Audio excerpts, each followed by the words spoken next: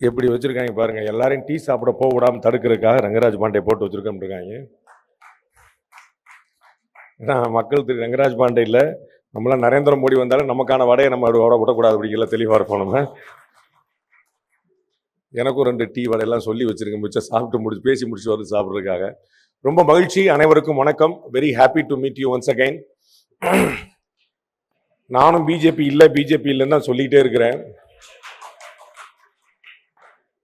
தம்பி ராஜவேல் நாகராஜன் ஆமா நான் பிஜேபி தான் சொல்லி முடிச்சிட்டாரு. அது பிரச்சனை கிடையாது. நம்ப மாட்டேன்றாங்க. நம்ம சுந்தரராமன் தலைமையிலான அணி எப்படியாவது நம்மளை பாண்டே ஒரு பிஜேபியில் ஆக்கி விட்டுருவோம் அப்படிங்கிற மாதிரி கிளம்பி, நான் அடிக்கடி சொல்வேன், தமிழ்நாட்டில் எங்கே ரோட்டரி கிளப் மீட்டிங் நடந்தாலும் ஹால் புக் பண்ணதுக்கப்புறம் என்னை தான் புக் பண்ணுவாங்க. ரோட்டரி கிளப் மீட்டிங் நடந்தாலும் முதல்ல ஹாலை புக் பண்ணுவாங்க, 2வது அது நிலையை வித்துவான் மாதிரி. அதை மாதிரி இந்த ப்ரொஃபஷனல் செல்ல முதல்ல ரைட் ஓகே ரங்கராஜ் பாண்டே அப்புறம் அடுத்து அப்படின்னு சொல்லிட்டு இந்த மாதிரி நிலை வித்துவான் பேர் தான் போட்டு ஆரம்பிப்பாங்க போல. சகோதரர் KT ராகவனுடைய தலைமையில் இந்த அணிகள் பிரிவுகள்லாம் வந்த பிறகு ஒரு பெரிய எழுச்சி நான் பார்க்க முடியுது. கும்போணத்தில் நீங்கள் எல்லாம் பார்த்துருப்பீங்க, ஒரு பியூட்டிஃபுல்லான அரங்கம் நிறைந்த இல்லை, அரங்கம் பிதுங்கி வழிஞ்சு வெளியில் விடாத மழையிலும் ஒரு அருமையான ஒரு கூட்டம் பிரம்மாண்டமாக நடத்தி காட்டினார். அதுபோல் அவருடைய இந்த அணிகள் பிரிவுகளுக்கான தலைமை ஏற்ற பிறகு நிறைய விஷயங்கள் எழுச்சியாக நடக்குதுங்கிற பார்க்குறேன். அதில் பிரிவுகள் கொஞ்சம் நிறையா செயல்படுது, அணிகள் இன்னும் கொஞ்சம் கட்டுப்பாட்டுக்குள்ள வரலன்னு நினைக்கிறேன். எனக்கு தெரியல, அதாவது வராதா அதில் நீங்கள் கிடையாதா? சரி ரைட் ஓகே, அப்போ அது கட்டுப்பாட்டில் இருக்காதுன்னு நினைக்கிறேன். அப்புறம் அந்த பிரிவுகள்லையுமே ரொம்ப பியூட்டிஃபுல்லாக ப்ரொஃபஷனல் செல் திரு சுந்தரராமன் தலைமையில் ரொம்ப பெஸ்ட்டாக, என்னுடைய பார்வையில் நான் பார்க்குறதுல அந்த பிரிவுகள்லேயே ரொம்ப பெஸ்ட்டாக செயல்படக்கூடியதாக திரு சுந்தரராமன் தலைமையில் பார்க்குறேன். ஒரு ஒர்க்காலிக், நிறைய பணிவோடும் துணிவோடும் நிறைய வேலைகளை பார்க்குறாரு. அவருடைய தலைமையில் நீங்கள் நிறைய பேர் ரொம்ப பியூட்டிஃபுல்லாக செயல்படுறீங்க. Very happy. களம் 2026 எப்படி இருக்குது அப்படின்னு கேட்டிருக்கிறாங்க. அதில் ப்ரொஃபஷனல்ஸ் என்ன செய்யணும் அப்படிங்கிற ஒரு கேள்வி. ப்ரொஃபஷனல்ஸ் தனியாக எதுவும் செய்ய வேண்டியதில்லை, எல்லாரும் போடுற மாதிரி ஓட்டு போடணும். தம்பி இந்த வாட்டர் பாட்டில் கொடுக்குறியா தம்பி? மிக்சிங் ஏதாவது வச்சிருக்கியா? எல்லாரும் என்ன பார்ப்பாங்களா வாட்டரை பார்ப்பாங்களா? சொல்லு, நீயே சொல்லு, நல்லா இருப்ப. Thank you very much. So professionals என்ன செய்யணும் அப்படிங்கிற ஒரு முக்கியமான ஒரு கேள்வி. ப்ரொஃபஷனல்ஸ் என்ன செய்யணும்? எல்லாரையும் போல முதல்ல ஓட்டு போடணும், அதான் ரொம்ப முக்கியம். இந்த ப்ரொஃபஷனல்ஸ்ல ரொம்ப முக்கியமான பிரச்சனை என்ன அப்படின்னா, சார் இன்னைக்கு நாடு இருக்கிற இருப்புல ஆல் பொலிட்டீஷியன் சார் ஒரி வச்சிட்டாரு, ஒன்றும் செய்ய முடியாது. என்ன செய்யறது? நம்ம ஓட்டு போட்டிருக்கலாம், ஆனா அலையன்ஸுக்கு சீட்டு கொடுத்தாச்சே அப்படிமா. அலையன்ஸுக்கு சீட்டு கொடுத்தா பரவாயில்லையே, இந்த ஆளை கேண்டிடேட்டா போட்டாங்களே. அப்ப நிறைய ரிசர்வேஷன்ஸ், ஏன்னா திங்கர்ஸா இருக்கிறாங்க பாருங்க, நிறைய சிந்திக்கக்கூடியவர்களாக, அடுத்த கட்டத்தில் சமுதாயத்தில் நகர்ந்தவர்களாக, நடுத்தர வர்க்கத்துக்கு மேல நகர்ந்தவர்களாக இருக்கும்போது நமக்கு என்ன வந்துருது அப்படின்னா, இதெல்லாம் நம்ம ஓட்டு போடணுமா கான்ட்ரிபியூட் பண்ணணுமாங்கிறது வந்துருது. ஒரு ப்ரொஃபஷனலா நீங்க செய்ய வேண்டிய வேலை ஓட்டு போடுவது, அது ரொம்ப முக்கியம். குறைந்தபட்சம் இந்த அரங்கத்துல கூடியிருக்கிறவர்களாவது ஒவ்வொருத்தரும் ஒரு 15 பேரை ஓட்டு போட வைப்பேன் அப்படின்னு சொல்லி சொன்னாலே, நீங்க அதுக்கு மேல நீங்க கட்சிக்கு செய்ய வேண்டிய விஷயம் வேற எதுவுமே இருக்காது. அட்லீஸ்ட் ஒரு 15 நீங்க ஓட்டு போட்டு, நான் போய் நின்று கூட்டு போனேன், அது பிஜேபிக்கு ஓட்டு போட்டும் வேற எந்த கட்சிக்காக ஓட்டு போட்டு அது பிரச்சனை இல்லை, அது அப்புறம் நம்ம சொல்லிட்டு மாத்தி கூட போட்டு போறேன். ஆனா நான் கூட்டு போனேன், நான் வழி நடத்தினேன், அவனை நான் ஃபாலோ பண்ணேன், அவனை ஓட்டு போட வச்சேன்னு ஒரு 15 பேரையாவது நீங்க கொண்டு போய் நிப்பாட்டினீங்கன்னா அது உங்களுக்கு ஒரு பெரிய லெவல்ல ஹெல்ப் பண்ணும். உங்களுக்கு தெரிஞ்சிருக்கும், திருமங்கலம் ஃபார்முலா அப்படின்னு ஒன்று கேள்விப்பட்டிருப்பீங்க. அதுல எங்க அண்ணன் திரு அழகிரி அவர்கள் செய்தது இந்த மைக்ரோ மேனேஜ்மெண்ட் தான். 3:30 மணிக்கு சாயந்தரம் உட்கார்ந்து இருக்கிறாரு, 7வது தெரியல 3வது வீட்டுல முருகேசன் ஓட்டு போடல, தூக்கிட்டு வா அப்படின்றார். முருகேசன் வீட்டுல உட்காந்து டிவி பார்த்துட்டு இருக்காரு, இன்னைக்கு லீவுன்னு. துண்டா தூக்கிட்டு வந்துட்டாங்க, ஓட்டு போடலையா அண்ணன் உங்களை தூக்கிட்டு வர சொன்னார் அப்படின்னு சொல்லிட்டு ஓட்டு போடுறாங்க. ஓட்டு போடலையா அண்ணன் உங்களை தூக்கிட்டு வர சொன்னார் அப்படின்னு சொல்லிட்டு ஓட்டு போடுறாங்க. 85% போலி. இதான் மைக்ரோ மேனேஜ்மெண்ட். உள்ள பூத்துல உட்காந்து யார் யார் ஓட்டு போட்டா, யார் யார் ஓட்டு போடல, யார் யார் ஓட்டு போடணும் அப்படிங்கிற பார்த்துட்டு தெளிவா கொண்டு எல்லாருமே ஓட்டு போட வைக்கிறது. அதுதான் ரொம்ப முக்கியமா நீங்க செய்ய வேண்டியது. எஸ்ஐஆர் புண்ணியத்துல தமிழ்நாட்டில் கிட்டத்தட்ட நீங்க செய்ய வேண்டியது. எஸ்ஐஆர் புண்ணியத்துல தமிழ்நாட்டில் கிட்டத்தட்ட 97 லட்சம் பேரை காலி பண்ணி விட்டாச்சு. அப்போ பெர்சன்டேஜ் ஆட்டோமேட்டிக்காவே கூடும். அதை தாண்டி நீங்க இன்னும் அதிகமாக கொண்டு வரதுக்கான வழியை பார்க்கணும். எஸ்ஐஆர்ல உங்களுக்கு தெரிஞ்சிருக்கும், ப்ரொஃபஷனல் செல்ஸோடைய அடுத்த முக்கியமான வேலை நான் நினைக்கிறது, நிறைய உருப்படியான விஷயங்கள்ல மக்கள்கிட்ட கொண்டு போய் சேர்க்கணும். அது ரொம்ப பெரிய லேகிங்கா இருக்கு. அது இல்லவே இல்லை தமிழ்நாட்டில். 80 கோடி பேருக்கு 5 வருஷம் முழுக்க விலை இல்லாமல் ஒரு பைசா செலவு இல்லாம ரேஷன் பொருட்கள் கொடுக்கப்பட்டிருக்கு. கொஞ்சம் யோசிச்சு பார்க்கணும். 5 வருஷம் இடைவிடாமல் எவ்ரி மந்த் 80 கோடி பேருக்கு விலை இல்லாமல் ரேஷன் பொருட்கள் கொடுக்கப்பட்டிருக்கு. எல்லாருமே தமிழக முதலமைச்சர் ஸ்டாலின் தான் கொடுத்திருக்காரு நினைச்சிட்டு இருக்கு. எல்லாருமே தமிழக முதலமைச்சர் ஸ்டாலின் தான் கொடுத்திருக்காரு நினைச்சிட்டோம். ஏன்னா ரேஷன் கடையில் உட்கார்ந்துருக்கிற ஆட்கள் எல்லாருமே கீழே இருந்து மேலிருந்து எல்லாருமே பாக்கெட்ல தளபதி படத்தை போட்டு உட்கார்ந்துருக்காங்க.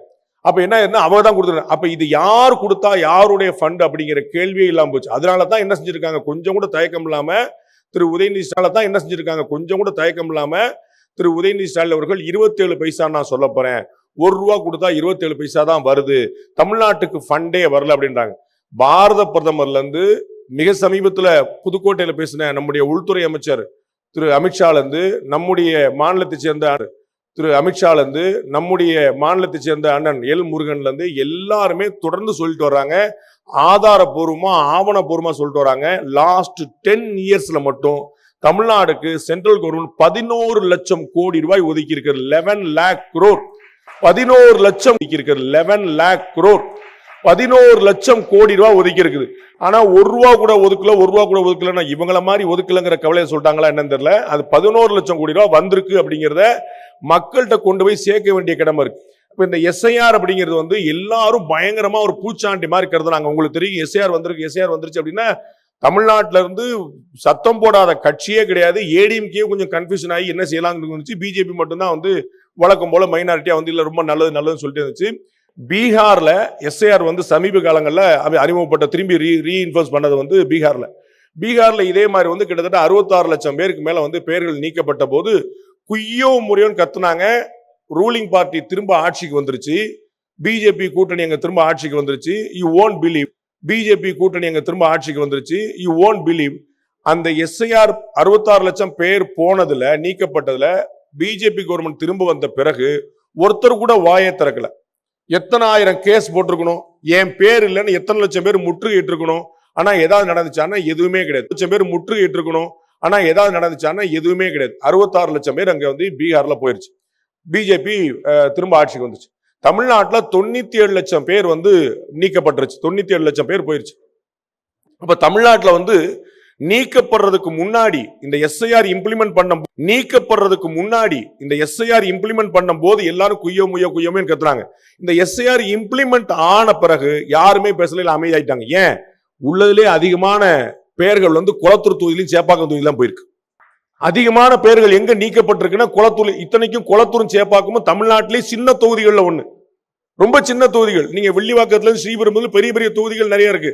உள்ளே சின்ன தொகுதியில இருக்கக்கூடிய 2 இடத்துல தான் டாப் 5 இருக்குது 2 தொகுதியிலுமே. அப்படி போயிருச்சு. அப்ப நான் கேட்டேன், நம்ம இருக்குது 2 தொகுதியிலுமே அப்படி போயிருச்சு. அப்ப நான் கேட்டேன் நம்மகிட்ட கேள்வி கேட்கக்கூடிய சகோதரர்கள்ட்ட, எஸ்ஐஆர் ஒரு பெரிய ப்ராப்ளமா இருக்குது, ஆன்டி நேஷனல், ஆன்டி தமிழ்நாடு, தமிழர்களுக்கு விரோதமா இருக்குது, ஆனா நடத்துனது பூரா யாரு அப்படின்னு. மாநில அரசு அதிகாரிகள் தான் தேர்தல் ஆணையத்தின் பிரதிநிதிகளா இருந்து நடத்துறாங்க. அப்ப சென்னையில தேர்தல் ஆணையத்தின் பிரதிநிதிகளா இருந்து நடத்துறாங்க. அப்ப சென்னையில மாநகராட்சி கமிஷனரா இருக்கக்கூடிய திரு குமரகுருமன் ஐஏஎஸ் அவர்களுக்கு அவருக்கு தன்னுடைய பொசிஷன் தெரியாதா? அது சென்னை திமுகவுடைய கோலச்சக்கூடிய இடம் அப்படிங்கிறது தெரியாதா? அப்ப குளத்தூர் தொகுதி யாருடைய தொகுதின்னு தெரியாதா? சேப்பாக்கம் தொகுதி யாருடைய தொகுதி தெரியாதா? அங்க யாரோ ஒருத்தர் தெரியாதா? சேப்பாக்கம் தொகுதி யாருடைய தொகுதி தெரியாதா? அங்க யாரோ ஒருத்தர் பிஎல்ஓன்னு போட்டு யாரோ ஒருத்தர் பெயர் நீக்கிறதுக்கு அனுமதிச்சிருவாங்களா? அப்ப இல்லாத பெயர்கள் நீக்கப்படுது. இன்னைக்கு வரைக்கும் நீங்க பாத்தீங்கன்னா 97 லட்சம் பேர் நீக்கப்பட்டிருக்கு.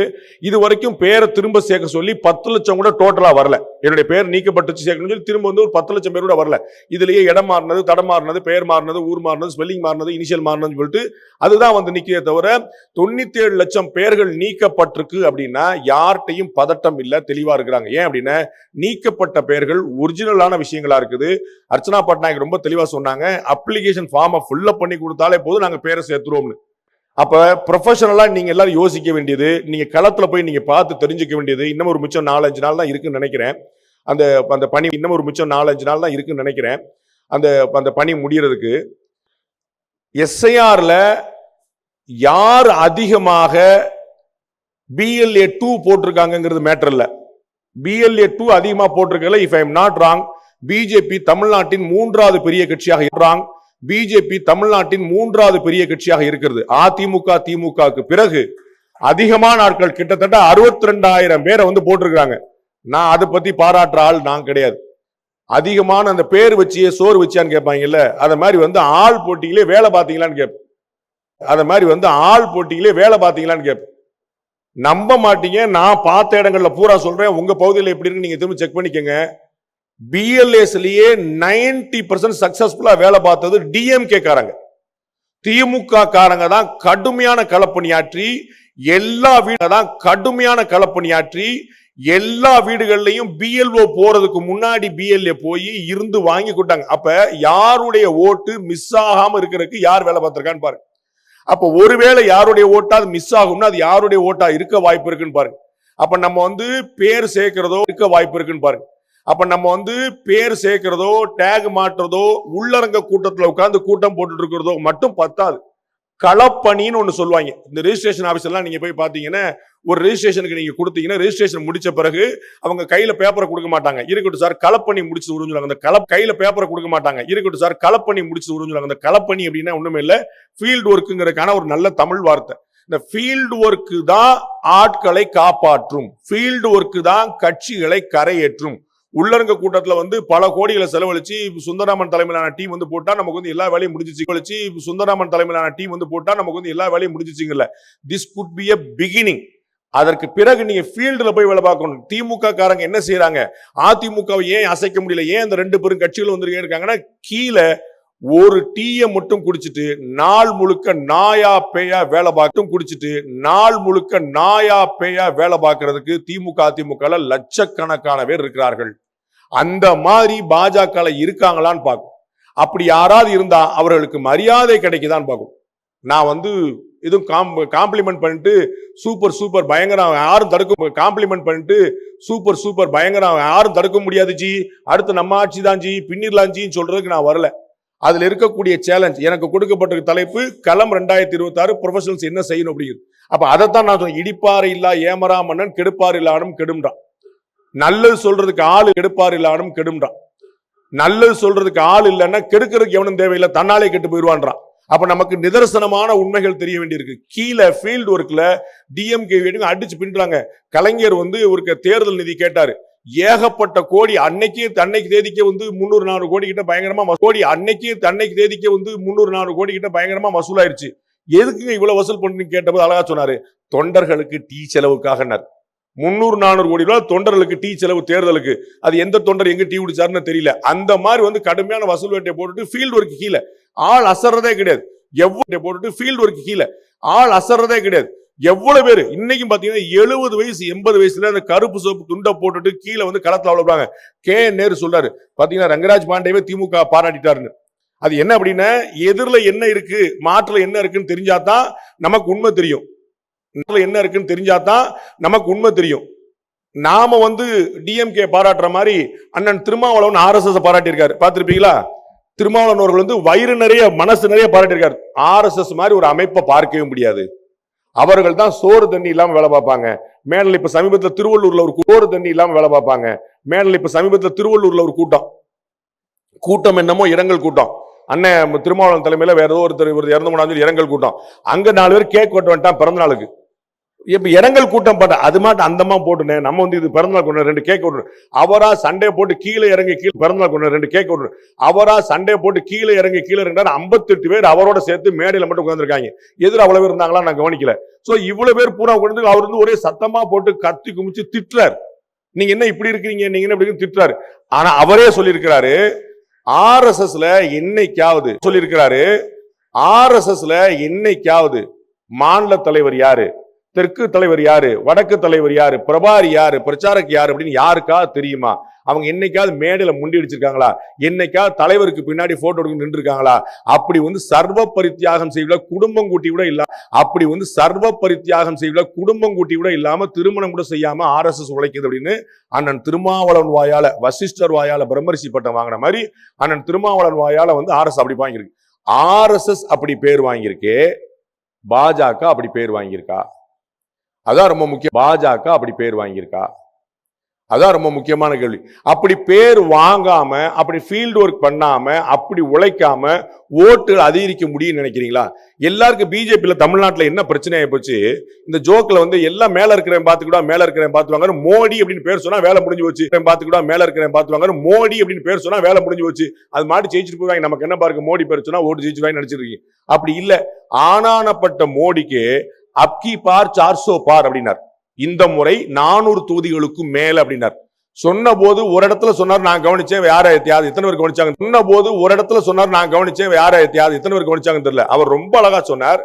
இப்படி நினைச்சிட்டு எல்லாரும் அசந்து போயிடக்கூடாது, நம்ம எப்படியும் ஜெயிச்சிடும் நினைச்சு போயிடக்கூடாது, பெரிய ஆபத்துல போய் முடியும் அப்படின்னார். சொன்ன மாதிரியே 400 பார்னு மோடியே சொல்லிட்டாரு.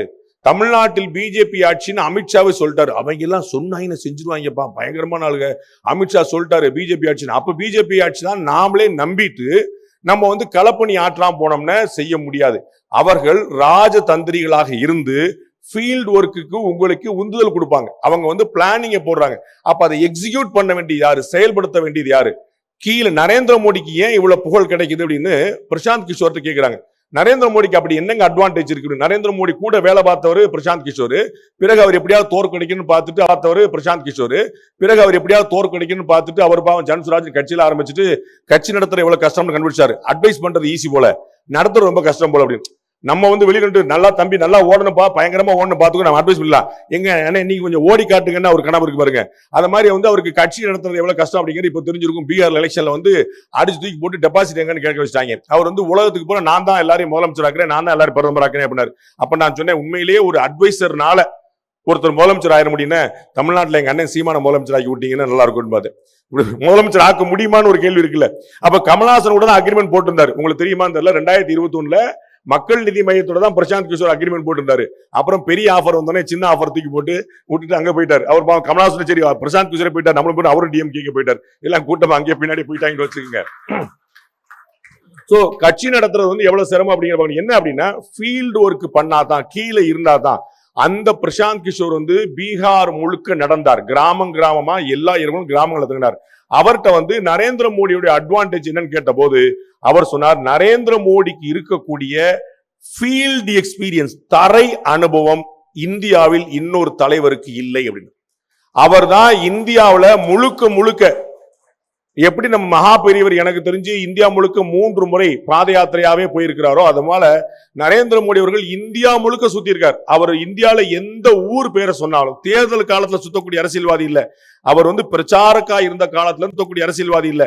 அவர் வந்து பிரச்சாரக்கா இருந்த காலத்துல இருந்து அவ்வளவு சுத்தி இருக்காரு. அதனால என்ன தெரியுது, ஒவ்வொரு ஊருக்கும் அதனுடைய தன்மை என்னன்னு தெரியுது. அதனாலதான் இப்ப இவங்க டிஸ்கஷன்ல பேசிட்டு இருந்தது போல ஒவ்வொரு ஊருக்கும் லோக்கலா யோசிக்கிறார். ஒவ்வொரு ரயில்வே ஸ்டேஷனுக்கும் ஒரு ப்ரமோஷன் போட்டு, ரயில்வே ஸ்டேஷன் எங்க ஊர் ரயில்வே ஸ்டேஷன்ல பால்கோவா விற்கிறாங்க, ஒரு ப்ரமோஷன் போட்டு ரயில்வே ஸ்டேஷன் எங்க ஊர் ரயில்வே ஸ்டேஷன்ல பால்கோவா விற்கிறாங்க, ஸ்ரீவில்லிபுத்தூர் ரயில்வே ஸ்டேஷன்ல பால்கோவா ப்ரமோட் பண்ணணும். ஏன்னா எங்க ஊர்ல பால்கோவா ரொம்ப ஃபேமஸ் ஆனது. அதை கவர்மெண்ட் ஆஃப் இந்தியா ப்ரமோட் பண்ணி யாரோ ஒருத்தருக்கு ஸ்டால் வச்சு கொடுத்து நீ போய் பால்கோவா வில்லேஜ் சொல்றாங்க. அந்த மாதிரி லோக்கல் ப்ராடக்ட்டை வந்து விற்கணும் அப்படிங்கிற ஒரு ஐடியா எங்கேயோ டெல்லியில உட்கார்ந்துக்கூடிய ஒரு பாரத பிரதமர் இருக்குன்னா ஏன் அப்படின்னா, எங்கேயோ டெல்லியில உட்கார்ந்துக்கூடிய ஒரு பாரத பிரதமர் இருக்குன்னா ஏன் அப்படின்னா, அவருக்கு திரையை விட தரை நன்றாக தெரியும். அவருக்கு தெரியக்கூடிய திரை கிடையாது, ஸ்கிரீன் கிடையாது, தரை.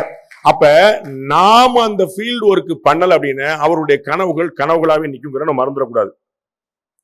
குளோபல் இன்னோவேஷன் இண்டெக்ஸ்ல நமக்கு வந்து நரேந்திர மோடி அவருடைய ஆட்சி வந்த பிறகு என்ன நடந்ததுன்னு பார்க்கணும். முன்னாடி இல்லாம வந்து அமெரிக்காவை பத்தி கவலைப்பட்டு இருந்தாங்க, ட்ரம்ப் என்ன பண்ணுவார் அப்படின்னு. ட்ரம்பால இந்தியாவை ஒன்றும் பண்ண முடியாதுன்னு ரொம்ப தெளிவா தெரியும். அதற்கான காரணம் நரேந்திர மோடி அவர்கள் மட்டுமல்ல. இந்தியா வந்து ஒரு பெரிய உற்பத்தி நாடு மட்டுமல்ல, இந்தியா ஒரு பெரிய மார்க்கெட். இது வந்து உங்களுக்கு நினைவு இருக்கும், பாரத பிரதமராக வாஜ்பாய் அவர்கள் இருந்த போது அதே அமெரிக்கா ஸ்டைலே லான்ல உட்கார்ந்து நாங்க அணுகுண்டு போட்டோம்னு அறிவிச்சார். அணுகுண்டு போட்டோம் பாரத பிரதமர் அறிவிக்கிற வரைக்கும் அமெரிக்காக்காரனுக்கே தெரியாது. அமெரிக்காக்காரன உளவுத்துறை எல்லாம் பிடிச்சி பெண்டை நிமித்து விட்டு முதல் அடிச்சு வெளுத்து விட்டுட்டாங்க. என்னடா பண்ணிட்டு இருக்கீங்க, நம்ம வந்து உலகம் முழுக்க எவ்வரி இன்ச் எவ்வரி சென்டிமீட்டர் நம்ம பார்த்துட்டு நினைக்கிறோம். அணுகுண்டே போட்டு எடுத்து முடிச்சிட்டாங்க. அவன் சொன்ன பிற வரைக்கும் தான் தெரியும், யாருக்குமே தெரியாது. உங்களுக்கு தெரியும், திரு கலாம் தலைமையிலான குழு வந்து எவ்வளவு பிரில்லியண்டா போட்டுட்டு பொக்ரான் 2 அந்த அணு ஆயுத சோதனை உலகத்துல யாருக்குமே தெரியாம நடத்தி முடிச்சு நாம் அறிவிக்கிறோம், யாருக்குமே தெரியாது நடந்துச்சு. அப்ப இந்தியாவுக்கு சாங்ஷன்ஸ் போட்டாங்க, பொருளாதார தடைகள் விதித்தார்கள். இந்தியா மீது பொருளாதார தடைகள் அமெரிக்கா விதித்தார்கள். இந்தியா மீது பொருளாதார தடைகள் அமெரிக்கா விதிச்சது, அசரவே இல்லை. எப்பா உன்னுடைய பேஸ்ட் இல்லைன்னா நான் வேப்பங்குச்சி எடுத்து தேய்ச்சி போய்கிட்டே இருப்பேன். பேஸ்ட் வித்தா உனக்கு தான் மார்க்கெட்டு, இல்லைன்னா நான் வேப்பங்குச்சி வச்சுட்டு போயிடுவேன், இல்லாட்டி நான் வந்து சாம்பலை கூட வச்சு தேய்ச்சிட்டு போயிடுவேன். அப்புறம் தான் தெரிஞ்சுட்டாங்க நம்மளால ரொம்ப டேஞ்சரான ஆளுப்பா அப்படின்னு சொல்லிட்டு மார்க்கெட் விட்டுறக்கூடாதுன்னு அவனே அதை வாபஸ் வாங்கினான். நம்ம யாருன்னு சொல்லிட்டு மார்க்கெட் விட்டுறக்கூடாதுன்னு அவனே அதை வாபஸ் வாங்கினான். நம்ம யாருமே பாரத பிரதமர் வாஜ்பாய் போய் யார்ட்டுமே கெஞ்சல. அப்ப இந்தியா ஒரு பெரிய மார்க்கெட். இங்கேயே 140 கோடி ஆள் இருக்கிறான். திருப்பூருடைய டெக்ஸ்டைல்ஸ் என்ன ஆகும் யாரும் கவலைப்படல. நம்மால் ரொம்ப கௌரவமாயிட்டான். இந்தியாவுக்கு தானே ஆர்டர் போடுற பிரச்சனை எல்லா திருப்பூர் கம்பெனிக்காரங்களும் போறா வந்து பிரச்சனை எல்லா திருப்பூர் கம்பெனிக்காரங்களும் போறா வந்து ஸ்ரீலங்கால ஒரு கம்பெனி ரிஜிஸ்டர் பண்ணி வச்சாங்க. ஒரு பேருக்கு மட்டும் ஒரு லெட்டர் பல ஸ்ரீலங்கால போட்டு வச்சாங்க. அங்கிருந்து அனுப்பிட்டு இருக்காங்க. இங்க இருந்து அவனுக்கு ஒரு பிசினஸ் ஆச்சு, அங்கிருந்து போச்சு. நமக்கு வந்து கைய காலை கட்டி போட்டு 2 பக்கமும் காலில் பூரா கம்பியை சுத்தி விட்டு வாயில பிளாஸ்டரை ஒட்டி விட்டுட்டு உருட்டி விட்டுட்டு ஓட்ட போட்டுல ஃபர்ஸ்ட் வந்ததுனால பிளாஸ்டரை ஒட்டி விட்டுட்டு உருட்டி விட்டுட்டு ஓட்ட போட்டுல ஃபர்ஸ்ட் வந்ததுனால வந்துருவான். நம்மால் அசரவே மாட்டாங்க. நம்மளால அவ்வளவு பெரிய கெட்டிக்காரங்க. அப்ப அமெரிக்கா இல்ல, அவங்களுக்கு பெரிய அப்பா டக்கர் வந்தாலும் ஏன் ரொம்ப எளிமையான பாயிண்ட். ட்ரம்ப் பாக்குற ஒரே பிரதமர் நரேந்திர மோடி. ஆனா நரேந்திர மோடி பார்த்த 4வது அதிபர் அவரு. அங்க அமெரிக்கால அவர் 4 பேர் பார்த்தாரு. எப்பா நான் பைடனையும் பார்த்தேன், நான் ஒபாமாவையும் பார்த்தேன், உன்னையும் ஃபர்ஸ்ட் பேஜ்ல பார்த்தேன், உன்னை செகண்ட் பேஜ்ல பார்த்து வச்சிருக்கேன் அப்படின்னு. நீ 2வது முறை வர முடியல, 3 ஒரு கேப் போட்டு தான் நீ வந்திருக்க. நாங்க ஹேட்ரிக் அடிச்சு 3 முறை உட்கார்ந்துருக்கோம் பார்லிமெண்ட்ல. பிரதமர் நரேந்திர வந்திருக்க. நாங்க ஹேட்ரிக் அடிச்சு 3 முறை உட்கார்ந்துருக்கோம் பார்லிமெண்ட்ல. பிரதமர் நரேந்திர அசராம சொல்லாரு, அரே அபி தோ தீசரா பார் ஹை, இப்ப 3வது முறை தானப்பா வந்திருக்கிறோம் அப்படின்றாரு. எதிர ராகுல் காந்தி டென்ஷன் ஆயிட்டார். இப்பதான் 3வது முறை வந்திருக்கு, மொத்தம் எத்தனை முறை பாஸ் வர போறீங்க, சொல்லிட்டு செய்யுங்கப்பா அப்படின்னு. இப்பதானங்க 3வது முறை, எதுக்கு அவசரப்படுறீங்க, கொஞ்சம் செய்யுங்கப்பா அப்படின்னு. இப்பதானங்க 3வது முறை, எதுக்கு அவசரப்படுறீங்க, கொஞ்சம் போருங்க அப்படின்றாரு. அவ்வளவு பிளான் பண்ணி போட்டிருக்காங்க. என்ன கணக்கு, குஜராத்ல அது பிஜேபியோட கோட்டை போல ஆயிருச்சு. குஜராத்ல யாருக்கு ஜெயிப்பாங்க, பிஜேபி ஜெயிப்பாங்கிற மாதிரி வந்து கண்ணு மட்டும் சொல்றாரு. அங்க வார்டு பிரதிநிதி வட்ட பிரதிநிதி எல்லாம் போட்டது போக பன்னா பிரமுக் அப்படின்னு சொல்லிட்டு பேஜ் வாரியா ஒரு ரெப்ரசன்டேட்டிவ் வச்சிருக்காங்க. வாக்காளர் பட்டியல் இருக்கு பாத்தீங்களா, வாக்காளர் பட்டியல் புக்கா இருக்கும் பாத்தீங்களா, அதுல ஒவ்வொரு பேஜுக்கும் ஒரு பிஜேபி காரர். 12 பேர் இருக்கக்கூடிய இடத்துல ஒருத்தன் பிஜேபி காரனா, 12 பேர் இருக்கக்கூடிய இடத்துல ஒருத்தன் பிஜேபி காரனா இருக்கணும்னு சொல்லிட்டு பூத் ஏஜென்ட் இல்ல, பன்னா பிரமுக் பேஜ் வாரியா.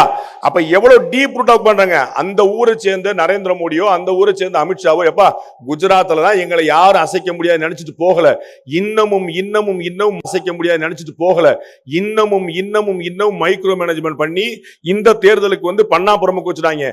அடுத்த தேர்தலுக்கு வீட்டு பிரமுக்கே வச்சிருவாங்க. உங்க வீட்டுல 5 பேர், நான் வந்து ஒருத்தர், உங்க ஊர்ல 5 பேர்ல என் கட்சிக்கார ஒருத்தர் இருக்கணும்னு சொல்லுவாங்க. பஸ் நாங்கெல்லாம் பரம்பரை டிஎம்கே, அதெல்லாம் கிடையாது, உங்க ஊர்ல இருந்து ஒருத்தர் வரணும்னு சொல்லிட்டு அந்த மாதிரி போட்டுருவாங்க. அப்ப அவ்வளவு உங்க ஊர்ல இருந்து ஒருத்தர் வரணும்னு சொல்லிட்டு அந்த மாதிரி போட்டுருவாங்க. அப்ப அவ்வளவு மைக்ரோ மேனேஜ்மெண்ட் வேலை பார்க்கறாங்க. அந்த வேலையை நீங்கள் பார்த்தால் தான் நடக்கும். அப்ப பாரத பிரதமர் நரேந்திர மோடி வந்த பிறகு என்ன நடந்திருக்கு அப்படின்னா, இன்னோவேஷன் அதிகமாயிருக்கு. நாம ஒரு காலத்துல அமெரிக்காவையும் பிரிட்டனையும் ஜெர்மனியும் சைனாவையும் மட்டும் நம்பி எல்லா பொருட்களும் அங்கிருந்து வரும், சைனாவை மட்டும் நம்பி எல்லா பொருட்களும் அங்கிருந்து வரும். நாம வந்து வெறும் தொட்டியா மட்டும் இருப்போம், வாங்கக்கூடிய ஆட்களா மட்டும் இருப்போம்ங்கிறத தாண்டி நாங்கள் உற்பத்தி செய்து உலகத்துக்கு அனுப்புவோம் இடத்துக்கு கொண்டு நிப்பாட்டி இருக்காங்க. இன்னைக்கு உலகத்தில் எங்க நீங்க ஆப்பிள் போன் வாங்கினாலும் அது இந்தியாவில் உற்பத்தி செய்யப்பட்டதா இருக்கும், மேட் இன் இந்தியாங்கிற பேனரோட. அமெரிக்கா உற்பத்தி செய்யப்பட்டதா இருக்கும், மேட் இன் இந்தியாங்கிற பேனரோட. அமெரிக்காவுக்கு போகக்கூடியதா இருக்கு நம்ம ஆப்பிள் போனே. அந்த கருப்புல உட்கார்ந்து அமெரிக்கால ஒரு போனை வந்து மேட் இன் இந்தியான்னு வாங்க வேண்டிய நிலைமை. அவன் மேட் இன் அமெரிக்கான்னு போட்டு இருந்ததா நம்ம இந்தியாவில் வாங்கியிருந்தாலும் மாத்திட்டாச்சு. இது தாண்டி இது வந்து நம்ம ப்ரொடக்ஷன் சைடு. இதை தாண்டி இன்னோவேஷன்ல பாத்தீங்கன்னா ஐஐடி சென்னை மட்டுமே, இதை தாண்டி இன்னோவேஷன்ல பாத்தீங்கன்னா ஐஐடி சென்னை மட்டுமே 5 நாட்களுக்கு 3 பேட்டன்ட்கள் வாங்குகிறது. எவ்ரி 5 days 3 பேட்டன்ட் வாங்குறாங்க. அவ்வளவு இன்குபேஷன் உள்ள கொடுத்துட்டு வந்து அண்ணன் காமகோடி அவர்கள் டைரக்டரா வந்திருக்காரு. எனக்கு தெரிஞ்சு ஒரு ஐஐடியோட டைரக்டர் மெத்த படிச்சவரு, ஒரு ஐஐடியோட டைரக்டர் மெத்த படிச்சவரு, பாஸ்போர்ட் கூட கிடையாது அவருக்கு. என்ன ஏன் கேட்கிறாரு, நான் எதுக்கு வெளிநாடு போகணுன்றாரு. கற்பனை பண்ண முடியுமா இந்த மாதிரி மனிதர்களை?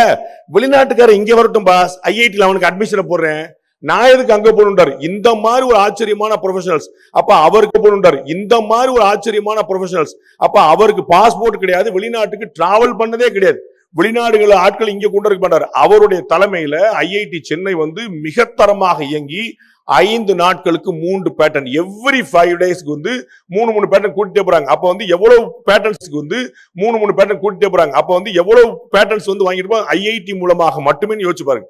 அப்ப இந்தியா முழுக்க இன்னோவேஷன், புதிய விஷயங்கள். நாம எப்படி இங்க கோயம்புத்தூர் வந்து சொல்ல வேண்டியதே இல்லை, உலகத்துக்கு கிரைண்டருங்கிற ஒரு கான்செப்ட் அறிமுகப்படுத்தி ஒரு புறம் அரைக்க விட்டதுல வந்து நம்ம ஊர் மாதிரி ஒரு ஊர் பார்க்க முடியாது, ஒரு புறம் அரைக்க விட்டதுல வந்து நம்ம ஊர் மாதிரி ஒரு ஊர் பார்க்க முடியாது. டில்டிங் கிரைண்டர்ல இருந்து மெல்டிங் கிரைண்டர் வரைக்கும் என்னென்னமோ போட்டு வச்சிருக்காங்க. பல பேர் கட்சி ஆரம்பிக்கும் போது கிரைண்டர் யூஸ் பண்ணி தான் எல்லா கோலையும் சேர்த்து உள்ள போட்டு ஒரு கிரைண்டர் கோலை சொல்லி போட்டு வச்சிருக்காங்க. அந்த மாதிரி வந்து எல்லா பக்கத்துலயுமே வந்து ஒரு புதிய இன்னோவேஷனுக்கு வந்து இந்த ஊர் ரொம்ப பிரபலமானது. அந்த குளோபல் இன்னோவேஷன் இண்டெக்ஸ்ல 76வது இடத்துல இருந்த இந்தியா இந்த ஆண்டு 2025 கடந்த ஆண்டு வந்து 39 இடத்துக்கு முன்னேறி குளோபலா வேர்ல்டு வைடா.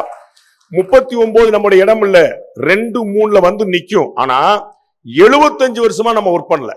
அப்ப 75 வருஷமா நம்ம ஒர்க் பண்ணல. அப்ப 75 வருஷமா ஒர்க் பண்ணா கொஞ்சமா கொஞ்சமா புஷ் பண்ணி போன வருஷம் 39 இடத்துக்கு வந்து நிக்குது. QS வேர்ல்டு யூனிவர்சிட்டி ரேங்கிங்ல 2015 வரைக்கும், 1947 இருந்து 2015 வரைக்கும் இந்திய பல்கலைக்கழகங்கள் வெறும் 15 பல்கலைக்கழகங்கள் தான் இருந்துச்சு. வெறும் 15 பல்கலைக்கழகங்கள் தான் இருந்துச்சு குளோபல் ரேங்கிங்ல. உலக தரம் வாய்ந்த பல்கலைக்கழகங்களுடைய பட்டியல இந்தியால இருந்து வெறும் 15 பல்கலைக்கழகம் தான் அந்த ரேட்டிங்ல இருந்துச்சு. இன்னைக்கு 54 பல்கலைக்கழகங்கள் இருக்குது. 2015 இருந்து இப்ப மட்டும் 54. இந்தியா சுதந்திரம் பெற்றல இருந்து வெறும் 15 இந்தியா சுதந்திரம் பெற்றல இருந்து வெறும் 15 யூனிவர்சிட்டி. இப்ப இந்த கடந்த 11 வருஷத்துல மட்டும் 54 யூனிவர்சிட்டிஸ் பாருங்க. ஹையர் எஜுகேஷன் இன்ஸ்டிடியூஷன், உயர்கல்வி நிறுவனங்கள், கல்லூரிகள், பல்கலைக்கழகம் போன்ற ஹையர் எஜுகேஷன் நிறுவனங்கள் பாத்தீங்கன்னா 1947 இருந்து 2015 வரைக்கும் 51,534, 15 வரைக்கும் 51,534 இருந்துச்சு. இந்தியா முழுக்க 51,000 பல்கலைக்கழகங்கள், கல்லூரிகள் இருந்தன, உயர்கல்வி நிறுவனங்கள். இந்த 2015க்கு பிறகு இந்த 10 ஆண்டுகள்ல மட்டும் 70,018 உயர்ந்திருக்கிறது. அப்ப ஜஸ்ட் இமேஜின் பாருங்க, 75 வருஷமா பண்ண விஷயங்களை அப்படியே டபுள் ஆக்கி இருக்காரு வெறும் 10 வருஷத்துல. எவ்வளவு இன்னும் நிறைய சொல்லிக்கிட்டே போலாம்னு வச்சுக்கோங்களேன். IIT வந்து 16 இருந்துச்சு, 23 ஆக்கி இருக்கிறாரு. இப்படி ஒவ்வொரு பட்டியலா நம்ம சொல்லிட்டே போலாம். அப்ப சென்ட்ரல் கவர்மெண்ட் வந்து செயல்படுகிறது, வேலை பார்க்குது, வெறும் வாய் பேசல. அவர்கள் வந்து திமுகவினர் போல மற்றவர்கள் போல மேடையில முழங்கிட்டு அப்படிங்கிற போல அவங்க வந்து கீழே களமிறங்கி வேலை பார்க்கிறார். அதனாலதான் 360 டிகிரி இந்தியா வந்து குரோத்ல நிக்குது. யோசிச்சு பாருங்க, இந்தியா வந்து குரோத்ல நிக்குது. யோசிச்சு பாருங்க, பாரத பிரதமர் நரேந்திர மோடி அவர்கள் சமீப காலமா எங்கேயாவது எந்த கட்சியில பாலிடிக்ஸ் பேசி நீங்க பாக்குறீங்களா? இங்க இருந்து கூட்டணிக்காக போகிறவர்கள் யாரை பார்க்கிறார்கள்? மோடியை பார்க்கிறாங்களா, அமித்ஷாவை பார்க்கிறாங்களா? அப்ப மோடியை பார்க்கிறாங்களா, அமித்ஷாவை பார்க்கிறாங்களா? அப்ப மோடி பாலிடிக்ஸ் பேச மாட்டாரா? மோடி அலையன்ஸ் பேச மாட்டாரா? இவர் தான் பண்ணணுமா? ரஷ்ய அதிபர் புதின் பாரத பிரதமர்கிட்ட கேட்கிறாரு, இந்த அஜித் தோவல் யாரோ ஒரு டெரர் வச்சிருக்கீங்களா? இந்த அஜித் தோவல் யாரோ ஒரு டெரர் வச்சிருக்கீங்களா? நாட் 7 மாதிரி, ஜேம்ஸ் பாண்ட் மாதிரி போராடம் பூரா கண்ணில் வரல விட்டாரு. அவரை கொஞ்சம் 2 நாள் அனுப்பிடுங்க, என்ன மேட்டர் நான் கேட்டுக்கிறேங்க. அஜித் தோவலை கேட்டு வாங்கி பெற்று 2 நாள் 1-to-1 தனி டிஸ்கஷனை நடத்தி இருக்கிறார். ரஷ்ய அதிபர் புதின். இதுல முக்கியமான விஷயம், அஜித் தோவலுக்கு வந்த அழைப்போ எடப்பாடி பழனிசாமி, அமித்ஷா சந்திப்போ கிடையாது. இந்த அலோகேஷன் ஆஃப் ஒர்க் பாரத பிரதமர் நரேந்திர மோடி அமித்ஷாவிடம் கட்சி பொறுப்புகளை கொடுத்திருக்கிறார். நான் நாட்டை பார்த்துக்கிறேன், நீ கட்சியை பார்த்துக்கிறேன்னு சொல்லிட்டார். எங்கேயாவது ஒரு இடத்துல பாரத பிரதமர் நரேந்திர மோடிக்கு ஒரு பயம் வந்து, அமித்ஷா கட்சியை தூக்கிட்டு போயிடுவானோ, நம்ம பேரை சொல்லி தூக்கிட்டு போயிடுவானோ, நம்ம பேரை சொல்லாம போயிட்டா என்ன செய்யறது, அவர் நான் தான் கட்சி நடத்துறேன்னு சொல்லிட்டாருன்னு என்ன பண்றது அப்படின்னு ஒரு வார்த்தை யோசிச்சிருந்தாருன்னு அந்த அலோகேஷன் நடந்திருக்குமா? அப்ப பிறருக்கு வேலையை பகிர்ந்து கொடுத்தல் பாரத பிரதமருடைய பெருந்தன்மை. அதற்கு குந்தகமில்லாமல் செயல்படுவது அமித்ஷாவுடைய கடமை. யோசிச்சு பாருங்க, அஜித் தோவல் உளவுத்துறை கிங்கு, அவரை வந்து கூப்பிடுறாங்க. அப்ப நம்ம உளவுத்துறை தகவல்லாம் நம்மால் உளறிடுவாரோ? இவரு போய் எங்க சொல்லிட்டா என்ன ஆகுது? அப்ப நமக்கு கிடைச்சிருக்கக்கூடிய ஒரு பொக்கிஷம் அவர் கிடைக்கலாம நினைக்கல. நம்மால் அங்க போய் பொக்கிஷம் அவர் கிடைக்கலாம நினைக்கல. நம்மால் அங்க போயிட்டு புதின் என்ன செஞ்சாருன்னு உளவு பார்த்து வந்துருவாருன்னு தெரியும். உங்களுக்கு புரியுங்களா? அப்ப அந்த மாதிரியான விஷயத்தை புரிந்து கொள்வது, அடுத்தவர்களுக்கு பணியை பகிர்ந்தளிப்பது, பகிர்ந்தளிக்கப்பட்ட வேலையை கடமை போல செய்வது, இதுதான் மெசேஜ். வேலையை கடமை போல செய்வது, இதுதான் மெசேஜ். பகிர்ந்தளிக்கப்பட்ட வேலையை கடமை போல செய்வது. ஜாப் இல்ல, ஒர்க் இல்ல, டியூட்டி. DUTY. டியூட்டி ஃப்ரீ நமக்கு தெரியும். டியூட்டி ஃப்ரீ இல்ல, ஃப்ரீ டியூட்டி. டியூட்டி ஃப்ரீ இல்ல, ஃப்ரீ டியூட்டி. கடமை, அது முக்கியம்.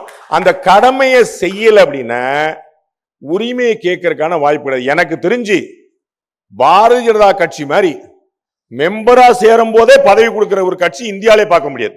சேரும் போதே பதவி கொடுக்கிற ஒரு கட்சி இந்தியாவிலே பார்க்க முடியாது. அவன் உள்ள வரும்போதே ஜி என்ன போஸ்டிங் ஜி, நமக்கு ஒரு பார்த்து போடுங்க ஜி, ஒரு மாநில போட்டு கொடுங்க ஜி. இன்னைக்கு காலைல மட்டும் 18 மாவட்ட தலைவரை பார்த்துட்டேன். என்னது மாவட்ட தலைவரா? இல்ல ப்ரொஃபஷனல் செல் அப்படின்னாரு. அவர் மெதுவா இல்ல ப்ரொஃபஷனல் செல் அப்படின்னாரு. அவர் மெதுவா உள்ள வரும்போது மாவட்ட தலைவர் தான் சொல்றாங்க. மாவட்ட தலைவர் இல்ல ப்ரொஃபஷனல் செல். அது அப்புறமா ராகவனுடைய புண்ணியத்துல ஒரு மொத்தம் 50-60 செல்லு வேற வச்சிருக்காங்க. ஏகப்பட்ட செல்லு. எல்லாரும் நிர்வாகி, எல்லாரும் ஓகே, நிர்வாகி எல்லாரும் ஓகே. என்ன நடந்திருக்குன்னு பார்க்கணும், என்ன செஞ்சிருக்குன்னு பார்க்கணும். பொறுப்பு வாங்கணுமே, பொறுப்பா இருக்கிறோமான்னு பார்க்கணும், அந்த பொறுப்பை செயல்படுத்தணுமான்னு பார்க்கணும். அப்ப பாரத பிரதமர் நரேந்திர மோடி உழைக்கிறார், அமித்ஷா உழைக்கிறார், அஜித் தோவல் உழைக்கிறார். நாடு முழுக்க உழைத்து அவர்கள் ஓடா செய்யறாங்க. உழைக்கிறார், நாடு முழுக்க உழைத்து அவர்கள் ஓடா செய்யறாங்க. நாம என்ன செய்யறோம்னு பார்க்கணும். திராவிட முன்னேற்ற கழகமோ அனைத்து இந்திய அண்ணா திராவிட முன்னேற்ற கழகமோ சுலபமாக அசைக்கக்கூடிய சக்திகள் கிடையாது. அவங்க ஒரு பக்கம் அதிமுக தனிப்பெரும்பான்மை ஆட்சி வரும் சொல்லிட்டே இருக்கிறாங்க. நீங்க இந்த பக்கம் என்டிஏ ஆட்சி வரும் சொல்லிட்டே இருக்கீங்க. என்ன நீங்க இந்த பக்கம் என்டிஏ ஆட்சி வரும் சொல்லிட்டே இருக்கீங்க. என்ன ஆட்சி தான் வரும் நாங்க பார்க்கதான் உட்கார்ந்துட்டு இருக்கிறோம். அது அப்புறம். ஆனால் என்டிஏ ஆட்சி வரணும் எப்படி? இருக்கிறது மொத்தம் 234 தொகுதி. அண்ணன் நயினார் எவ்வளவு சீட்டு வாங்குவார்னே தெரியல. எனக்கு ஏதோ கொடுத்து பார்த்து போட்டு கொடுங்கன்னு சொல்லுவார் நினைக்கிறேன். நாங்க இந்த பக்கம் பிஜேபி குரூப் பழைய இந்தியன் கணக்கு வச்சுட்டா ஒரு 70 சீட் வாங்கலாம், 80 சீட் வாங்கலாம் சொல்லிட்டு இருக்கோம். எல்லா டிவிலையும் அவங்களே அலகேஷன் பண்ணிடுறாங்க. நயினார் நாயந்தூர் எடப்பாடி பழனிசாமி என்ன பேசுறான்னு தெரியல. டிவியில் அவங்க பூரா பேசி இவருக்கு 20 சீட்டு, அவருக்கு 6 சீட்டு, இவருக்கு 3 சீட்டு தான். அண்ணன் டிடி எங்களுக்கு 6 சீட்டு, எங்களுக்கு 6 சீட்டு என்று வந்த செய்தி தவறு. அண்ணன் டிடி எங்களுக்கு 6 சீட்டு, எங்களுக்கு 6 சீட்டு என்று வந்த செய்தி தவறானது. உடனே அந்த செய்தி தவறான கூட்டணி தவறானது அவர் போட்டுட்டு இருக்கான். நீங்க பாத்துட்டீங்க, பாட்டாளி மக்கள் கட்சி உள்ள வந்துருச்சு. ரைட், சின்னவர் வந்துட்டாரு, பெரியவரும் வரப்போறாரு. அவர் இங்கதான் வருவாரு. தேமுதிக உள்ள வந்துரும், அன்னி நேற்று சொல்லிட்டாங்க வருவாரு. தேமுதிக உள்ள வந்துரும், அன்னி நேற்று சொல்லிட்டாங்க யாருடன் கூட்டணி என்பதை முடிவெடுத்து விட்டேன், இங்கே அறிவிக்க மாட்டேன்ட்டாங்க. அவங்களும் வந்துருவாங்க. டிடிவி தினகரன் வந்துருவார். சரிங்களா? அவங்க எல்லாம் வந்துருவாங்க. நீங்க என்ன செய்ய போறீங்க? ஓகே, அவங்க எல்லாம் வந்துட்டாங்கன்னா அப்பாடா, அப்ப ஜெயிச்சிடலாம். கூட்டணியாக இன்றைய தேதிக்கு டிஎம்கே ஸ்ட்ராங்கா இருக்கு. அதற்கு இணையான ஸ்ட்ரென்த் என்டிஏ கூட்டணிக்கு வரப்போகுது, நோ டவுட். 2021 2024 ரெண்டும் கிளப், நோ டவுட். 2021 2024 ரெண்டும் கிளப் பண்ண டிடிவி உள்ள சேர்த்த ஒரு வலுவான என்டிவா வரும்னு நினைக்கிறேன். எங்களுடைய கணக்கு யாராவது உள்ள புந்து கெடுத்து விடாம இருந்தா சரிதான். அது வரைக்கும் வரும்னு நினைக்கிறேன். அதுல ஒண்ணு குழப்பம் இல்ல. அணி வலுவாயிரும். அப்புறம் ஒருத்தர் தனியா வந்திருக்கிறார் பாருங்க. நான் அணியா வந்திருக்கேன்னா தனியா வந்திருக்கேன். பாவத்தை படத்தை கூட ரிலீஸ் பண்ண விடாம இந்த பாடா படுத்துவீங்க ஒரு ஆளை. என்ன உங்களை நம்பி ஒருத்தர் கட்சி ஆரம்பிச்சாருன்னு அவர் படத்தை கூட ரிலீஸ் விடாம 2 காலுக்கு ஆர்டர் வருது யூஏ சென்சார் கொடுத்துடணும்னு. 2:30க்கு அப்பீல் போய் 3 மணிக்கு ஸ்டே வாங்கிட்டாங்க. சென்சார் போர்டு இவ்வளவு வேகமா செயல்பட்டு நான் பார்த்ததில்லை. அமித்ஷாவோட பயங்கர வேகமா சென்சார் போர்டு செயல்படு, பயங்கர வேகம். இப்படித்தான் உலகம் சுற்றுவாளின் படத்தோடைய பெட்டியெல்லாம் எடுத்துட்டு போனாங்களாம். என்னாச்சுங்கிறத பாத்துக்குங்க. நம்ம போராட வேண்டிய இடமே வேற. எனக்கு தெரிஞ்சு இந்த மாதிரி போராட்டம்லாம் பிரயோஜனப்படுமா தெரியல. அதுல ஒரு ராஜதந்திரம் இருக்கும்னு நினைக்கிறேன். இருந்து போட்டோம். அவர்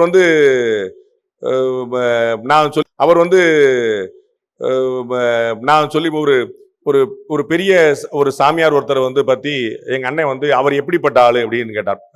அவர் நல்ல மனுஷனா கேட்டார். அதனால ஞானிகள், துறவிகள், சாமியார்கள்லாம் எப்படிப்பட்டவர்கள் தெரிந்து கொள்ற அளவுக்கு நமக்கு ஞானம் கிடையாது. அது அவர்களை கொள்ற அளவுக்கு நமக்கு ஞானம் கிடையாது. அது அவர்களை ஸ்கேல் போட்டு பார்க்கறதுக்கு நமக்கு ஞானம் வேணும்ல. இவர் எப்படி அதனால நமக்கு சொல்ல தெரியாது. அது மாதிரி அமித்ஷாவுடைய ராஜேந்திரத்தெல்லாம் கரைத்து குடித்து விட்டார்லாம். அது பக்கம்லாம் நம்ம போக முடியாது. சாணக்கியருக்குலாம் பயங்கர சாணக்கியர் அவர். நம்ம ஓரமா தம்மாந்தோண்டு சேனல சாணக்கியன் பேர் வச்சிருந்தா ஆயிருமா? அது ஒரிஜினல் சாணக்கிய யாருங்கிற பார்க்கணும்ல. அவருடைய ராஜேந்திரமா அது ஒரிஜினல் சாணக்கிய யாருங்கிற பார்க்கணும்ல. அவருடைய ராஜேந்திரங்கள் நமக்கு புரியவில்லை. நமக்கு வந்து இந்த கணையால ஒரு பெரிய கவிதை படிச்ச நிறைய இடங்களை சொல்லியிருக்கேன். உங்களுடைய அற்புதங்கள் எனக்கு அற்பமானவை. உங்களுடைய அற்புதங்கள் எனக்கு அற்பமானவை. என்னுடைய அற்புதங்கள் உங்களுக்கு அறிமுகமே என்னுடைய அற்புதங்கள் உங்களுக்கு அறிமுகமே ஆகாதவை.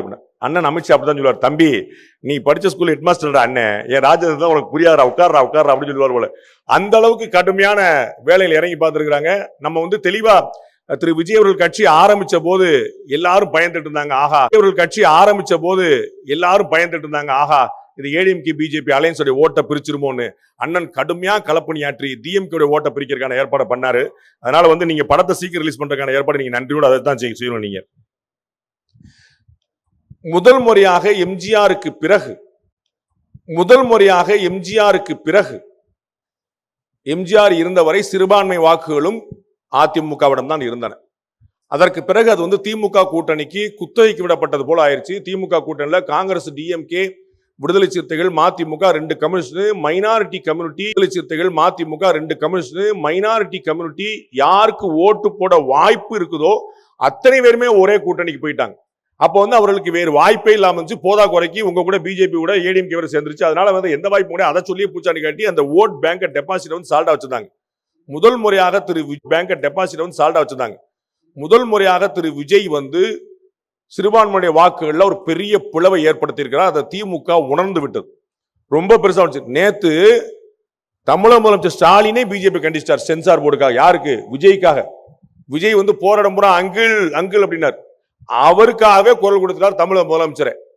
அப்ப எங்க தெரியுது ரொம்ப தெளிவா அப்படின்னா, திருப்பரங்குன்றத்துல திமுக ஏன் இவ்வளவு ஸ்ட்ராங்கா இருந்துச்சு நினைக்கிறீங்க? ஏன் அப்பீல் மேல அப்பீல் போட்டு வந்து அசராம வந்து நம்ம கண்டெம்டே வந்தாலும் பரவாயில்ல தான். ஏன்னா மைனாரிட்டி ஓட்டு இடம் மாறுது, தடம் மாறுதுன்னு அவங்க வந்து கண்டுபிடிச்சிட்டாங்க. அப்போ வந்து அது பிஜேபி ஏடிஎம்கே இருக்கக்கூடிய என்டிஏ கூட்டணிக்கு ஒரு பலமாக அமையலாம். ஏன்னா திமுகவுடைய வாக்குகள் பிளக்கும் போது அது உங்களுக்கு சாதகமா இருக்கலாம். ஆனா இந்த இந்தியன் கிரிக்கெட் டீம் ரசிகர்கள் மாதிரி உட்கார்ந்துருக்க கூடாது. இந்த பாகிஸ்தான் வந்து ஜிம்பாபே தோத்துட்டானே, ஜிம்பாபேட்ட நெதர்லாந்து தோத்துட்டானே, நெதர்லாந்து நியூசிலாந்து, அப்போ வந்து ஒரு வைல்டு கார்டு என்ட்ரி வரும் தலைவர். அப்ப நம்ம உள்ள போய் ஜெயிச்சிடலாம் தலைவருமா. டேய், நீ ஜெயிக்க மாட்டியா அப்படின்னு இல்லைங்க, எவனோ 4 பேர் தோத்துருவான். அப்ப ஆளே இருக்காதுல எல்லாரும் நம்ம அத மாதிரி வந்து அவர் ஓட்டு அங்க போய் ஆளே இருக்காதுல எல்லாரும் நம்ம அத மாதிரி வந்து அவர் ஓட்டு அங்க போயிடும், இவர் ஓட்டு பிளந்துரும், நம்ம அப்படி ஜெயிச்சிடலாங்கிற மாதிரி நீங்க ஓட்டை கொண்டு வரணும். இந்தியாவிலேயே இதற்கு முன்னாடி வரலாற்றிலும் எப்பயுமே இல்லாத அளவுக்கு ஆன்டி இன்கம்பன்சி மட்டுமே பார்த்துட்டு இருந்த ஒரு நாட்டில் பாரத பிரதமர் நரேந்திர மோடி வந்த பிறகுதான் பாசிட்டிவ் ஓட்டுனே ஒன்று வந்திருக்கு. எனக்கு நரேந்திர மோடி வேண்டும் என்று. எப்பயுமே ஒரு ஆட்சி இருந்துருச்சுன்னு அது வேண்டாம்ங்கிறது மட்டும்தான் இந்தியா முழுக்க. அது குளோபல் பினாமினா. எல்லா இடத்துலயுமே ட்ரம்ப் நம்ம போன முறை போனதுனால தான், பைடன் தோத்ததுனால தான் ஆன்டி இன்கம்பன்சி ஸ்ட்ராங்கா இருக்கும். போனதுனால தான் பைடன் தோத்ததுனால தான் ஆன்டி இன்கம்பன்சி ஸ்ட்ராங்கா இருக்கும். ஆனால் பிஜேபி ஒரு இடத்துல ஆட்சியை பிடித்து விட்டால் நகர்வதே இல்லை. ஒரு உட்கார்ந்தாங்க. ஏன் வந்து இன்னும் தமிழ்நாட்டில் பிஜேபி அண்ணன் எல்முருகன் அவருடைய யாத்திரை எல்லாருடைய உழைப்பினால 4 எம்எல்ஏ போன முறை. இந்த முறை கட்டாயமா டபுள் டிஜிட்ங்கிறது 10ல இருந்து 99 வரை. அண்ணன் நயினார் வந்து டபுள் டிஜிட் எங்க வைக்க போறாருங்க நம்ம பார்க்கணும். டபுள் டிஜிட்ல கேரண்டியா இருக்குது. ஆனா 4 கால் வச்சுச்சா காட்டியா இருக்குது.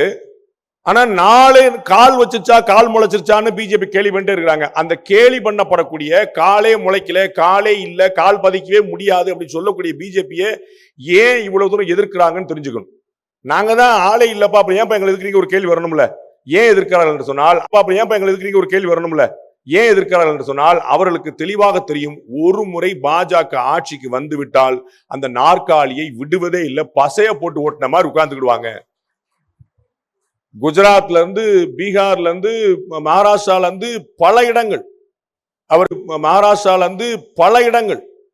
அவர் பாரத உள்துறை அமைச்சர் சொன்னது போல, பொதுக்கூட்டத்தில் சொன்னது போல 2024 2025 ஃபுல்லா ஸ்ட்ரைக்கிங் ரேட் அள்ளி குமிச்சிட்டு இருக்கு. இந்த முறை 2 ஸ்டேட்டை குறிவிச்சிட்டாங்க. ஒன்னு தமிழ்நாடு, இன்னொன்னு வெஸ்ட் பெங்கால். 2 கண்ணு பாத்துறோம்ல அப்படின்ட்டு. அம்மா என்னோட வெஸ்ட் பெங்கால் ரெண்டு கண்ணு பாத்துறோம்ல அப்படின்ட்டு அம்மா அக்கா தீதி மம்தா பானர்ஜி வந்து பதட்டத்துல இருக்கிறாங்க. பேப்பர் எல்லாம் பிடிங்கி கிழிக்கிறாங்க. இடி ஆபீசர்ஸ் போன சண்டைக்கு போறாங்க. அவங்க என்ன செய்யறேன்னு தெரியாம அவ்வளவு இன்னும் போன முறையே அவங்க வந்து கிட்டத்தட்ட 90 சீட் வந்துட்டாங்க. இந்த மாதிரி எப்படி ஆட்சியை பிடிச்சாங்க. அந்த ஊர்ல காங்கிரஸும் கிடையாது, கம்யூனிஸ்டும் கிடையாது. அப்ப இது வந்து நேரடியாக திரிணாமுல் காங்கிரஸும் கிடையாது, கம்யூனிஸ்டும் கிடையாது. அப்ப இது வந்து நேரடியாக திரிணாமுல் வர்சஸ் பிஜேபி நிலைமையில தான் இருக்குது. அதனால வந்து ஒரு கடுமையான ஒரு அதிருப்தியில் இருக்காங்க. தமிழ்நாட்டில் இந்த பதத்தை பார்க்கிறோம். ஏன் அப்படின்னா பிஜேபி ஒரு முறை வந்துவிட்டால் மறுமுறை இறங்காது, அவர்கள் நிலைத்து நின்றார்கள். அப்ப இந்த நம்பிக்கை மக்களுக்கு இருக்கு. என்கிட்ட வெளியில ஒருத்தர் கேட்டாரு, சார் களம் மக்களுக்கு இருக்கு. என்கிட்ட வெளியில ஒருத்தர் கேட்டாரு, சார் களம் பேச போறீங்க, களம் எப்படி சார் இருக்கு அப்படின்னு கேட்டார். நான் அவர்கிட்ட சொன்னதான் அவங்கள்ட்ட சொல்ல வரேன். களம் தயாராக இருக்கிறது. ஆட்டக்காரர்களாக நீங்கள் தயாராக இருக்கீங்களான்னு பாத்துக்கங்க. பிளேயர் ரெடியான்னு பாத்துக்கங்க. கிரவுண்ட் ரெடி, கிரவுண்ட் வந்து பாத்துக்கங்க. கிரவுண்ட் ரெடி, கிரவுண்ட் வந்து ரொம்ப பியூட்டிஃபுல்லா இருக்கு. ஆன்டி இன்கம்பன்சி இருக்குது. அதை யார் பயன்படுத்திக்கிறதுல நல் வாய்ப்பு இருக்குது. ஒரு ஸ்ட்ராங்கான அலைன்ஸா நீங்க இருக்கிறீங்க. எல்லா வாய்ப்புகளும் இருக்கிறது. நீங்களா பார்த்து கெடுத்து விட்டாதான் உண்டு. அப்ப நாம ஒரு பிளேயரா கெடுத்து விட்டாதான் உண்டு. அப்ப நாம ஒரு பிளேயரா எவ்வளவு முக்கியமான விஷயத்தை செய்யணுங்கிற பாத்துக்கோங்க. காங்கிரஸ் கட்சி 2021ல 25 சீட்டை வாங்கி 18 சீட்டு அடிச்சிட்டாங்க. அவங்களுடைய ஸ்ட்ரைக்கிங் ரேட் எப்படி இருக்குன்னு பாருங்க. பியூட்டிஃபுல்லா அடிச்சாங்க. இன்னைக்கு அண்ணன் மாணிக்கம் தாக்கூர் பியூட்டிஃபுல்லா அடிச்சாங்க. இன்னைக்கு அண்ணன் மாணிக்கம் தாக்கூர் புண்ணியத்துல ஆட்சியில பங்கு, அதிகாரத்தில் பங்குன்னு கடுமையா முரண்டு பிடிக்கிறாங்க. அப்ப நீங்கள் காங்கிரஸ் கட்சி கூட போட்டி போடணும். காங்கிரஸ் கட்சி தான் பாஜகவுக்கு பிரதான எதிர்ச்சி. ஆனா எதுல போட்டி போட்டு இருக்கீங்க? கோஷ்டி பூசல்ல.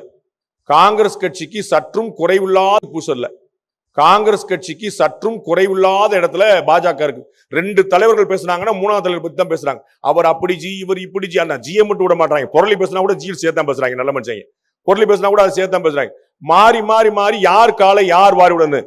அதிமுக கூட்டணியில காலை யார் வாரி விடணும். அதிமுக கூட்டணியில 234 சீட்டு தான் தமிழ்நாட்டுக்குள்ள.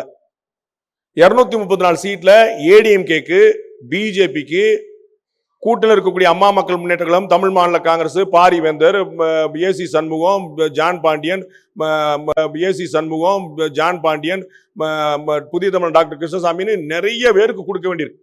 அப்ப நீங்கள் இருக்கக்கூடிய, நீங்கள் விரும்பக்கூடிய தொகுதியில உங்கள் கட்சிக்கே சீட் இல்லாமல் இருக்கலாம். உங்கள் கட்சிக்கு ஒதுக்கப்பட்ட சீட்டில் கூட உங்களுக்கு இல்லாமல் இருக்கலாம்.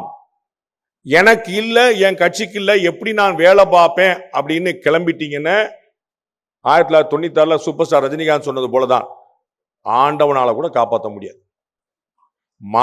ஆண்டவனால கூட காப்பாற்ற முடியாது. மாறாக 234 தொகுதியும் அருமை சகோதரர் விஜய் சொன்னது போல மதுரை வடக்கு விஜய், மதுரை தெற்கு விஜய், உசிலம்பட்டி விஜய் அப்படின்னு சொன்ன மாதிரி தமிழ்நாடு முழுக்க பாரத பிரதமர் நரேந்திர மோடியே போட்டியிடுகிறார் 234 தொகுதியில். அந்த மோடியே போட்டியிடுகிறார் 234 தொகுதியில். அந்த மாதிரி நினைச்சு நீங்க வேலை பார்த்தா மட்டும்தான் வெற்றி சாத்தியம். 40 தொகுதியோ 50 தொகுதியோ பிஜேபிக்கு என்ன அலாட் ஆகுதோ முடிஞ்சளவு கொஞ்சம் ஏத்தி விடுவோம். 40 50 எவ்வளவு அலாட் ஆனாலும் அதுல 50 எவ்வளவு அலாட் ஆனாலும் அதுல 95% ஸ்ட்ரைக் ரேட், சக்சஸ் ரேட் இருக்கணும்.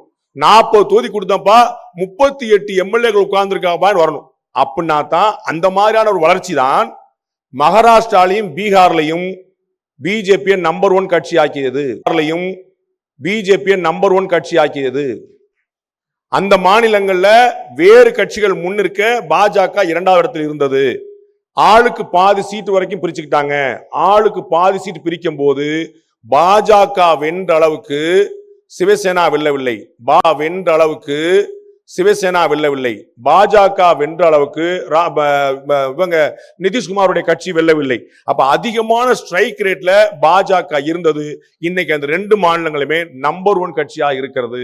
நாளைக்கு பாஜக கூட்டணியில உங்களுக்கு அதிமுக பாஜக எத்தனை சீட் ஒதுக்கப்பட்டாலும் அத்தனை சீட்டையும் வென்று கொடுப்போம். ஏடிஎம்கே கொடுத்தாலும் உங்களுடைய தொகுதியில திடீர்னு அம்மா மக்கள் முன்னேற்ற கழகம் இருக்கலாம், புதிய தமிழன் டாக்டர் கிருஷ்ணசாமி இருக்கலாம். எந்த வேட்பாளர் இருந்தாலும், எந்த கட்சி இருந்தாலும் இந்த தொகுதியை வெல்ல வைப்போம். அப்படி இந்த கட்சி இருந்தாலும் இந்த தொகுதியை வெல்ல வைப்போம் அப்படின்னா தான் பிஜேபிக்கு ஒரு ஓட்டு இருந்திருக்கு, பிஜேபியோட ஓட்டு உள்ள விழுந்திருக்கு தெரியும். யோசிச்சு பாருங்க, விடுதலை சிறுத்தைகள் கட்சிக்கு வந்து 4 எம்எல்ஏ 2 எம்பி. அவர்கள் தனித்து நின்றால் ஒரு எம்எல்ஏ கூட வாங்க முடியாது. விடுதலை சிறுத்தைகள் கட்சி தனித்து நின்றால் ஒரு எம்எல்ஏ கூட வாங்க முடியாது.